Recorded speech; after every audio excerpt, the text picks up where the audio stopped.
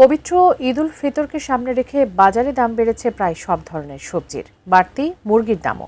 এ বিষয়ে রাজধানীর হাতিরপুল কাঁচা বাজার থেকে সরাসরি জানাচ্ছেন সহকর্মী কারণ বাজারে আছেন মাহাদি সিকান্দার। তার সাথে একটু যুক্ত হতে চাই। মাহাদি সিকান্দার, আপনি আছেন সেখানে, একটু জানাবেন আজকের বাজার পরিস্থিতি কেমন?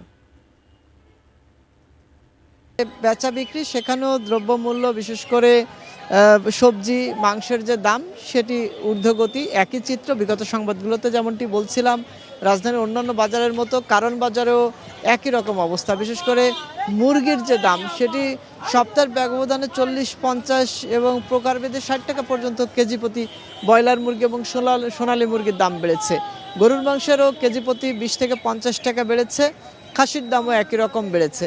তো সব কিছু মিলে মাংসের পাশাপাশি সবজির যে দাম, আমি যদি বলি ঢেঁড়স, পটল 120 থেকে 130 টাকা কেজি প্রতি বিক্রি হচ্ছে, টমেটো 50 থেকে 60 টাকা, শসা 80 টাকা থেকে 120 টাকা প্রকারভেদে বিক্রি হচ্ছে। আর লেবু তো রমজানের শুরু থেকেই বেশি, সেটির দাম হালি প্রতি 80 থেকে 120, প্রকারভেদে 140 টাকাও বিক্রি হচ্ছে। এবং এরকমভাবে অন্যান্য যে সবজি রয়েছে সেগুলোর দামও 100 টাকা বা এর আশেপাশে বিক্রি হচ্ছে। কাঁচামরিচ 140-50 টাকা কেজি প্রতি, আলু এবং পেঁয়াজে কিছুটা স্বস্তি, স্থির আছে দাম। আলু 20 টাকা কেজি প্রতি এবং পেঁয়াজ 40 টাকা কেজি প্রতি বিক্রি হচ্ছে।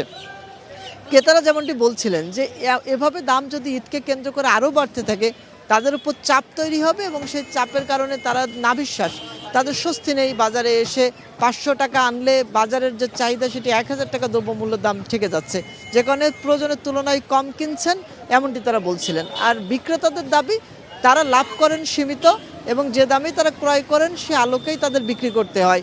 এখানে তাদের কোনো হাত নেই, উৎপাদন সরবরাহ ব্যবস্থাপনাকেই তারা দায়ী করছেন, সেখানেই মূলত সিন্ডিকেট হয়। তো বাবলি, সব কিছু মিলে রাজধানীর কারণ বাজারে এই ছিল আমার কাছে দ্রব্যমূল্যের যে দাম, এটি নিয়ে সর্বশেষ। আর স্বস্তি নেই বাজারে, ক্রেতাদের নাভিশ্বাস, এই ছিল কারণ বাজার থেকে আমার কাছে।